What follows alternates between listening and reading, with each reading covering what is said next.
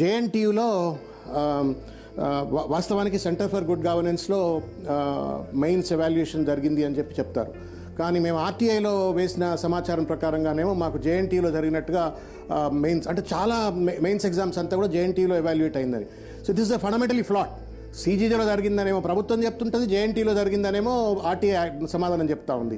అట్లా మన పిల్లలని మన భవిష్యత్ తరాలను కోర్టుల చుట్టూ తిప్పి వాళ్ళు రేపు నానా రకాలైన రెస్ట్లెస్ గురయ్యేటువంటి పరిస్థితి ఏర్పడుతుంది. కాబట్టి ఇంకొకటి జియో 46 బాధితులు కూడా ఈ ప్రభుత్వం అధికారంలోకి వచ్చే ముందు జియో 46లో ఉన్నటువంటి ఒక తప్పిదాలను మేము సరిదిద్దుతాము, వాళ్ళకి న్యాయం చేస్తామని చెప్పని కానిస్టేబుల్ రిక్రూట్మెంట్ వాళ్ళని కూడా ఎన్నికల్లో పెద్ద ఎత్తున వాడుకున్నారు. అధ్యక్ష, లక్షల మంది విద్యార్థులు ప్రభుత్వానికి అనుగుణంగా ఎన్నికల్లో ప్రచారం చేశారు.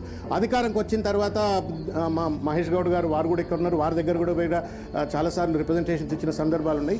కాకపోతే వాళ్ళని పట్టించుకున్న దాఖలేదు. వాళ్ళు వాళ్ళ సుప్రీంకోర్టులోనూ నేను ఒకటే అప్పీల్ చేస్తా ఉన్నాను, ఏంటంటే what could be done by the government in legitimate in constitutional manner. There is no need for them to push the students to go to the courts. కోర్టులకు వెళ్ళి వాళ్ళు డబ్బులు ఖర్చు పెట్టుకొని నానా ఇబ్బందులు పడి మన పిల్లల్ని మనం కోర్టులకు పోకుండా దయచేసి ఆదుకోవాలని చెప్పని ప్రభుత్వాన్ని నేను విజ్ఞప్తి చేస్తాను.